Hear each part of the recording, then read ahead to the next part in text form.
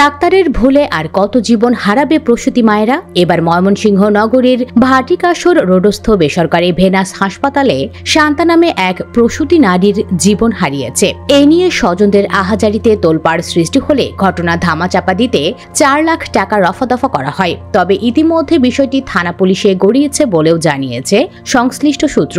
সন্ধ্যায় ময়মনসিংহ নগরীর বলাশপুর এলাকায় ওই প্রসূতি নারীর জানাজা শেষে স্থানীয় কবরস্থানে দাফন করা হয়। এর আগে এদিন ভোরে ভেনাস হাসপাতালে চিকিৎসাধীন থাকা ওই প্রসূতি নারীর অবস্থা সংকটাপন্ন হলে তাকে তড়িঘড়ি করে কমিউনিটি বেস মেডিকেল কলেজ ও হাসপাতালে পাঠানো হয়। পরে সেখানের কর্তব্যরত চিকিৎসকরা তাকে মৃত ঘোষণা করে বলে জানিয়েছেন ওই নারীর স্বজনরা। জীবন হারানো নারী শান্তা নগরীর বলাশপুর এলাকার বাসিন্দা মোহাম্মদ মোস্তাকিমের স্ত্রী।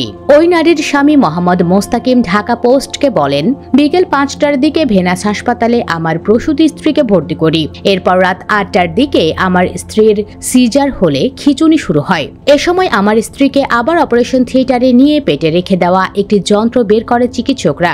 এভাবে তারা 3 বার অপারেশন করে। এতে রোগীর অবস্থা সংকটাপন্ন হয়ে গেলে সারা রাত সে ব্যথায় ছটফট করে। এরপর ভোরে আমার স্ত্রীকে ভেনাস হাসপাতাল থেকে তড়িঘড়ি বের করে কমিউনিটি বেস মেডিকেল কলেজ ও হাসপাতালে পাঠালে চিকিৎসকরা তাকে মৃত ঘোষণা করে। ভুক্তভোগী স্বামী এই ঘটনার বিচার চেয়ে বলেন, তারা আমার স্ত্রীকে শেষ করেছে, আমি এই ঘটনার বিচার চাই। ওই নারীর মামি মোহাম্মদ আফরোজা বলেন, আমাদের রোগীকে পরীক্ষা নিরীক্ষা করে ডাক্তাররা বলেছিল সব নরমাল পজিশনে আছে, কোনো সমস্যা নেই, কিন্তু ভেনাস হাসপাতালের ডাক্তাররা সিজার করে এই ঘটনা ঘটিয়েছে। জানতে চাইলে ভেনাস হাসপাতালের পরিচালক মোহাম্মদ আজহার মাহমুদ ঘটনার সত্যতা স্বীকার করে বলেন, ঘটনার সময় আমি হাসপাতালে ছিলাম না, তবে শুনেছি বিষয়টি নিয়ে বেসরকারি হাসপাতাল ও ক্লিনিক মালিক সমিতির নেতাদের সঙ্গে আলোচনার মাধ্যমে সমাধান হয়েছে। এতে কত টাকা সিদ্ধান্ত হয়েছে তা আমার জানা নেই। এ বিষয়ে কোতোয়ালি মডেল থানা পুলিশের ভারপ্রাপ্ত কর্মকর্তা মোহাম্মদ শিবিরুল ইসলাম বলেন,